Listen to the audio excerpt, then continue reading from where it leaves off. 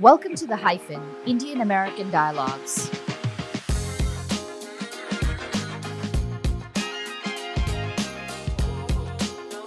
The data is clear. Violence against Indian Americans has increased in the last few years. We also seen rampant online abuse targeting Indians, and the destruction of our temples, of our gurdwaras, and other religious spaces has been targeted.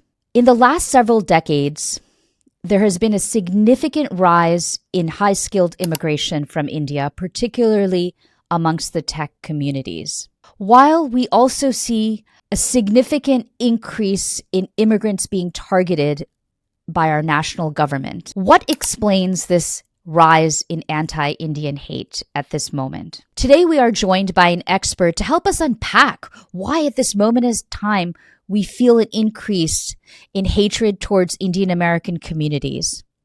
Manjusha Kulkarni, a civil rights attorney and longtime advocate whose work sits at the intersection of immigration, racial justice, and public policy. She is executive director of AAPI Equity Alliance, where she leads statewide efforts in California to advance equity for Asian Americans and Pacific Islander communities. She is also the co-founder of Stop AAPI Hate. She is recognized as among Time's most influential people, as well as on the Bloomberg 50 list, among many other accolades. We're so delighted to have you join us here, Manju.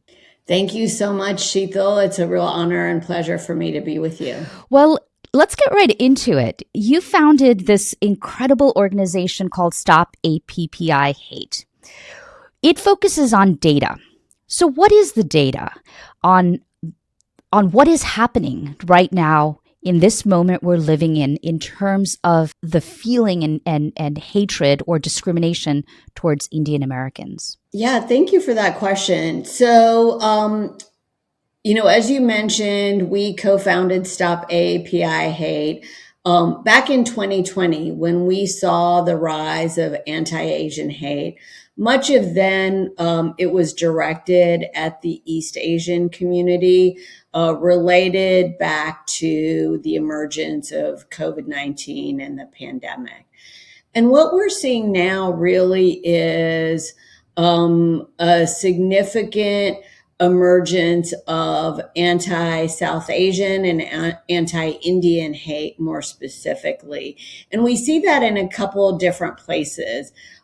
In the reports that we do with NORC out of University of Chicago, we've done national surveys and found that in the South Asian American and specifically in the Indian American community, close to 50% of community members have said that they have experienced a hate act in the last few years. That's obviously very concerning. And what we're also seeing since 2024 is a real rise in anti-South Asian hate in online extremist spaces. And so with a group called Moonshot, we've been able to track what is that growth. And it's really concerning because actually much of our lives is spent online. So it's no longer sort of real life versus our online lives. But what people are seeing and experiencing is that they are now targets just because of the color of their skin and their nationality. What do you see that's happening online? So can you talk a little bit about what are the specific messages you're reading and the incidence of them, right? So you say they increased. To what extent have they increased and what are they saying? Right. Well, what we've seen is 75% increase in the months after Trump's reelection. This directed at Indian Americans, threats of violence specifically increasing 88%. And, to give you an idea of what this looks like in the daily lives of Indian Americans, we had from our reporting center, an individual in Texas who was working at her retail job. Someone came into the store and said, I'm glad Trump is deporting you. Similarly, an individual in Virginia was at a restaurant, a Thai restaurant, and someone came up and said, I'm so glad, Trump is effing with you. Things like that, deporting you, messing with you. These are the kind of reports we're getting regularly from community members. And it's also similarly confirmed by videos that have been posted on YouTube and other places where perpetrators themselves are taking pictures of or video of Indian folks at Costco in their neighborhoods and saying, we need to get rid of these people. Yeah, it's just it's so sad to hear this, and this isn't the first time this has happened. And of course, as you say, President Trump came on an agenda to an anti-immigrant agenda effectively, and now that has really come to a crescendo with the activities of ICE and the recent killing of a U.S. citizen in Minneapolis. Much of this anti-immigration work is obviously targeted towards undocumented people. And do you feel that Indian Americans are being uniquely targeted for hate, or do you see this across different Asian communities? Because I know a lot of your work you work very much in solidarity with other Asian communities. Well, unfortunately, we're seeing it across the board. And, what this really is, state directed or government directed animus against our communities. Also, against the Latino and Black community as well. So I wouldn't say it's unique. Where it is particularly different is we are seeing, a particular focus on tech workers, those with H-1B visas.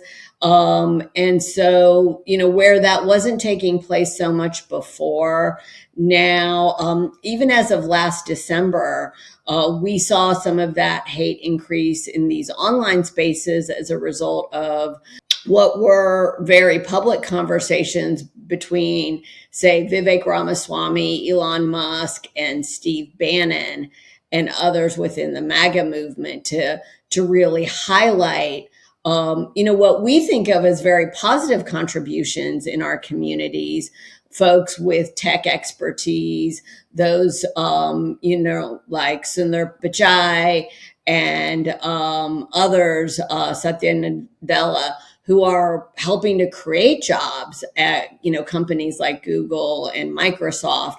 And yet I think it's because of their visibility and the visibility of the tech industry that we are getting targeted in this unique way.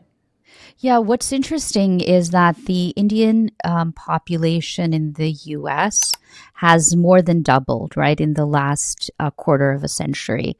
And as I was looking into this, it turns out that the foreign-born population has increased far more rapidly. So whereas in 2000, 36% were foreign-born, over 50% in 2023 were foreign-born Indians, right, as compared to U.S.-born, which is obviously explained by the rapid H-1B immigration, because most of the beneficiaries of H-1B visas are tech workers and are from India. And so this sudden rise is perhaps one factor in explaining also the resentment that is that we see against this particular community, because as you say, it's sort of targeted in a way. The rhetoric is very much about the recent immigrants who are in the tech industry. How does that resonate with you? Absolutely. But what we've seen time and time again in American history is where there is already economic anxiety, or that economic anxiety can be ginned up. by those who oppose immigration. They then target and scapegoat individuals of Asian descent. So we saw this with the Chinese Exclusion Act in the late 1800s, when, you know, those from China were sought, and they worked on the transcontinental railroad, providing so much in the way of contributions to the United States. Then in the early 1900s, because Chinese were excluded, Indians were then targeted. And we saw that in, your state in Bellingham, Washington, where individuals, 200 Indians were driven out by 500 white men because they were working in the lumber mill. And then that was part of a movement that led to the Asiatic Barred Zone Act after the 1965 Immigration Act that enabled so many of our families to come to the United States. After, more than 50 years of exclusion, my own family and others experienced discrimination. When my mom went in for a job interview to work as a family practitioner at a local hospital, the white male interview panel said to her, with really only one question, "Why do you foreigners come to the U.S. and take all of our jobs?" So this is a repeated pattern, unfortunately. And so we should understand it as such so that we can learn from it and we can know what tools to use in order to fight it. Yeah, so I think that's a very important point that you raised about the history. This is not new, and there are many points where this has happened, particularly the last two also that I wanted to add. You sort of went back to early immigration history in the U.S., right? There's also, in where I grew up, and around the time I was a high school student in New York and New Jersey, this episode of a hate group called Dot Busters, which focused specifically on Hindu women with the idea of with violence and murders committed in the late 80s. And I think that what also around that time, there was a huge population increase in Jersey City, right? It used to be Jackson Heights, which is where my parents moved when they moved here. And then the locus of Indian community became Edison in the East Coast in New Jersey. And so I think there's a growth and then there's a backlash, right? And which is how you saw, which is where you traced to the Chinese and early Asian communities. So, but I'm also wondering, how do we make, what can we learn from those as you're trying to do, which is there's one factor, which is when the community grows in size, they perhaps attract more attention. When there's economic insecurity, as you say, they attract more attention because, for example, when my parents came here in the 1960s, as possibly yours, our community is also diverse, right? We have a lot of taxi drivers, but nobody's saying, "Wow, you taxi drivers, you're taking our jobs," right? It's focused very specifically on community, on groups of people that are doing well. So it seems to be those factors seem to be important, as you say, and as and the climate, right? The political climate that we're living in right now, which helps to unravel this Pandora's box or opens it up and allows for this kind of behavior. Does that resonate with you, or what do you think about the all of those factors as being helpful explanations? Absolutely. We think of it as sort of a trifecta. What you see and hear from not only President Trump, but those in the MAGA movement, Stephen Miller, Steve Bannon, and others, is the xenophobic rhetoric. You then see policies put into place, whether it's executive orders, immigration policies directed at our communities just in this week, there have now been, there's a new policy against providing visas to those number of South Asian countries, including Nepal, Bangladesh, Pakistan. So while it may not be India, it's our brothers and sisters in neighboring countries. And it's that same type of policy against H-1B visa holders, and even efforts to prevent truck drivers from getting commercial licenses, right? So we are seeing that here, in California. We've had these horrible episodes, right, of undocumented Indian truck drivers getting into massive accidents, and so. Right. Well, certainly. I mean, I think that people point to that, and I think, but again, what is driving it? We see it's the rhetoric, the policies, and then the individual hate acts as well. And what's different about what's happening now, Sheetal, versus even a few years ago, is that often those people who make the remarks, they now have the ability to call ICE or Border Patrol, right? We saw that against the Korean community in Georgia, where a woman who was part of the MAGA movement called ICE on individuals who are here legally, who are working at the Hyundai plant. So folks in our communities are rightfully scared. They're very nervous. They're anxious about what's going on. And I think it speaks to now what we need to do as a community to fight back. So with that, what are your thoughts? How do we fight back? How do we convince others that this is not okay?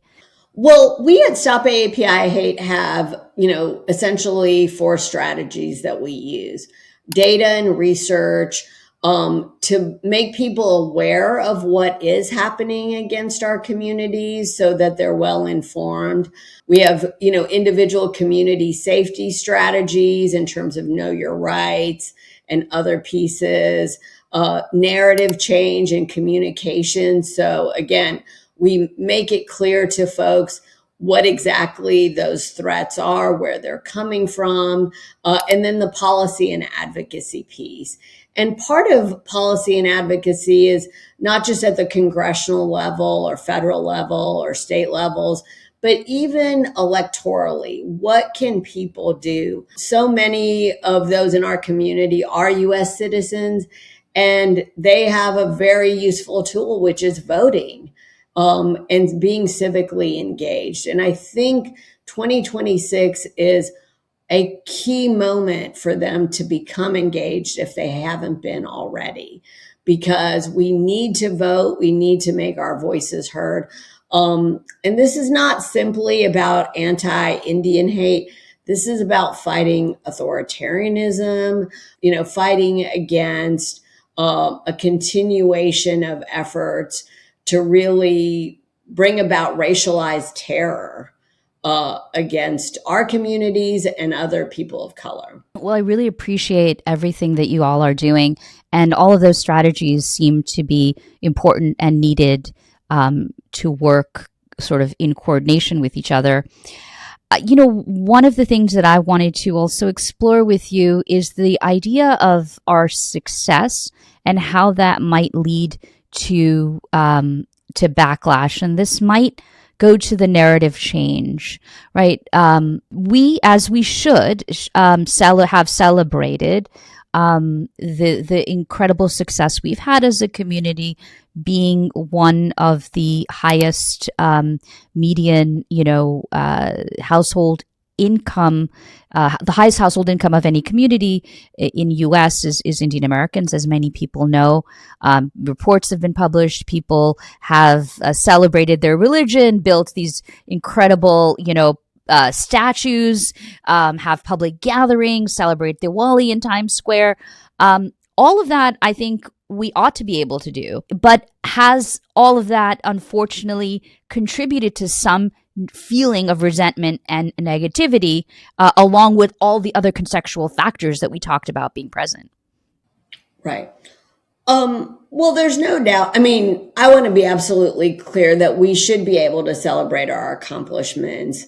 And, every year we contribute to $750 billion into the American economy, over 11 million jobs that have been created, partly due to, folks who are in various sectors, not only tech, but also engineering, medicine, business, academia. And so absolutely we should celebrate that.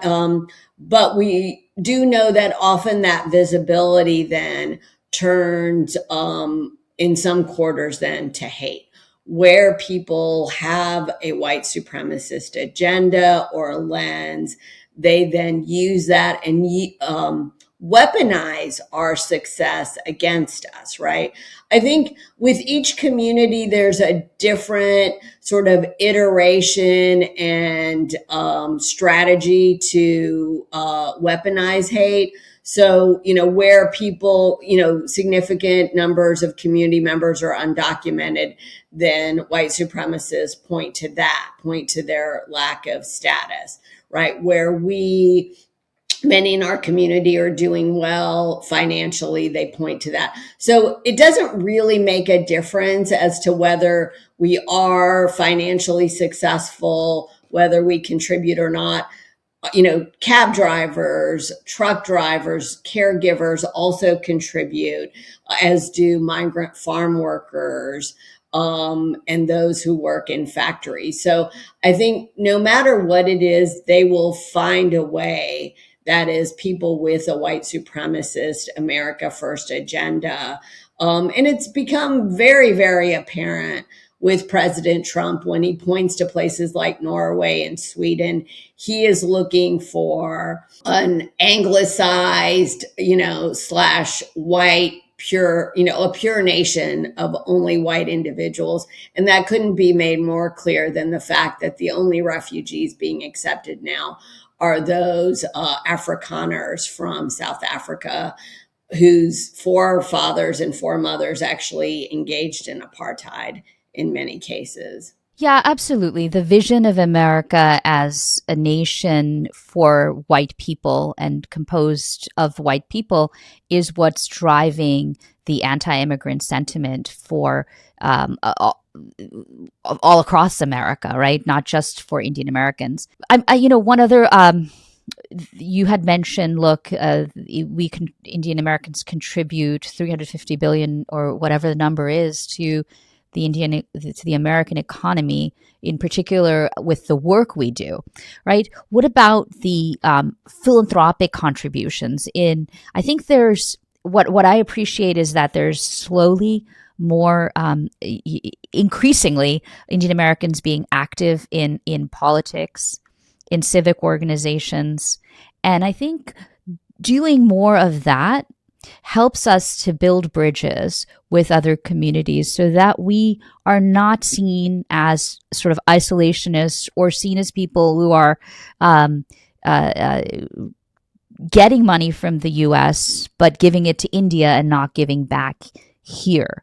So I think those are long-term critical factors, in my view, that the community needs to focus on, not simply to avert this kind of situation we're in now, but just generally because, to me, that's the right thing to do. There's no question of that. And we have seen tremendous progress on the political front with, Zohran Mamdani now being mayor of, the largest city in the United States.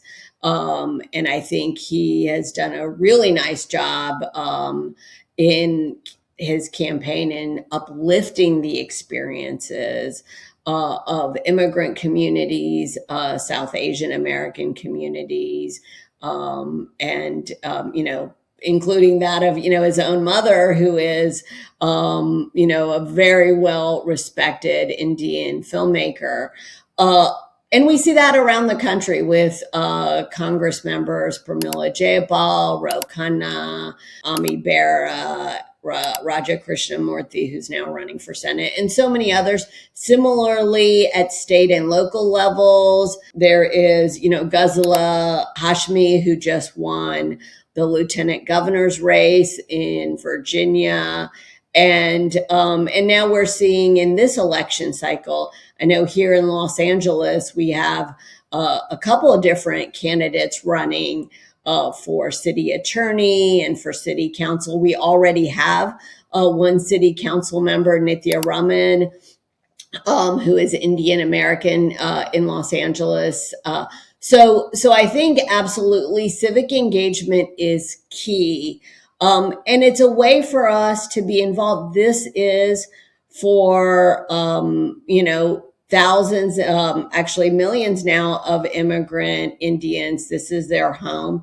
For many of us, we were born here. So I think, there's no question that we can contribute, we should contribute, and that is going to be a meaningful way forward for us to raise our voice about the policies and the priorities that our community members have, and how we want to see this country move forward. Well, as we wrap up, I'm curious to imagine what the future looks like, right? We do have, at least 3 years left with our present administration. We don't know what the next administration will do or will be. We know that there's likely to be fewer immigrants from India coming, particularly given that H-1Bs have been made expensive with the $100,000 fee. We do know that there will be efforts made to remove the undocumented people who are here, much of which has grown in the last several years. And we also know that the pathways for citizenship of our existing tech H-1B workers is very long, given the country-based green cards, right? So the line for the Indians is super long. So it's very possible that we see a retraction in the Indian population. And quite frankly, many people don't even voluntarily want to come here. We see in the university, the student world, people have choices. They can go to Canada, they can go to Australia, where they're, going to be treated better and going to be more welcome. So it's very possible we see a retraction in our community. And then I also wonder, what that means, how you think the future is for how we're treated in this country.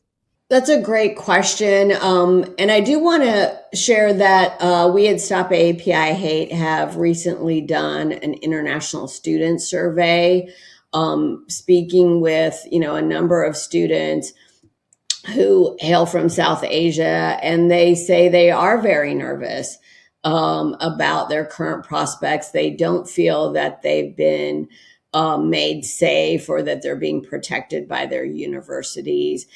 In fact, one student, we quoted as saying, run away from the US, telling prospective new students not to consider this country for their higher studies.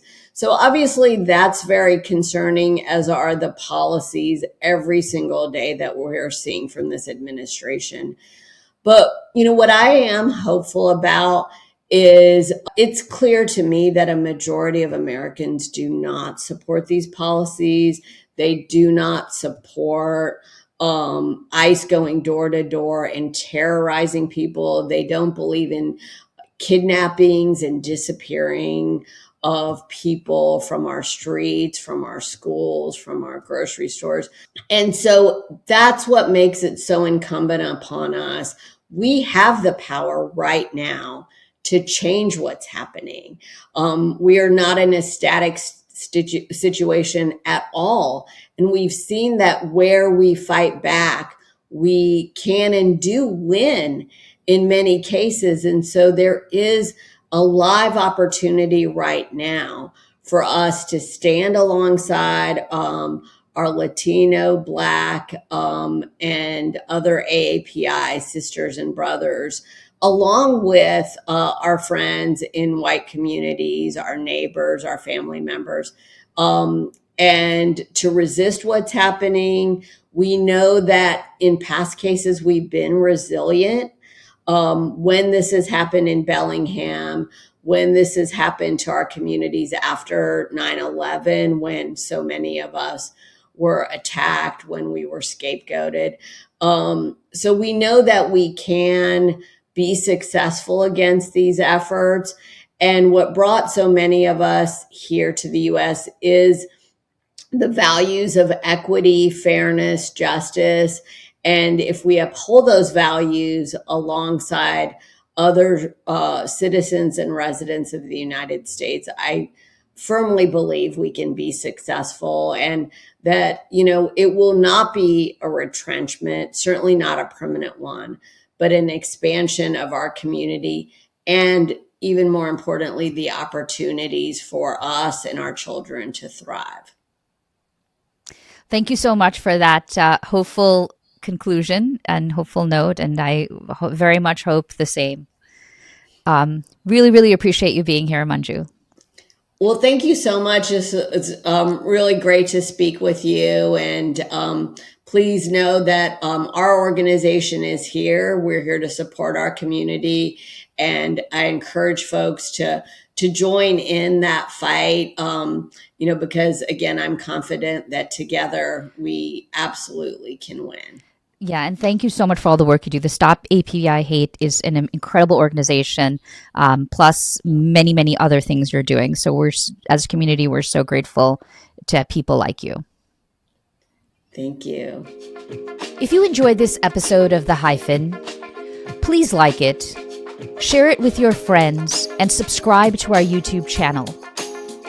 I want to thank our producers, Ashini Jagtiani, Shannon Young, and Social Sherpa for their incredible work, as well as our media partner, India Abroad.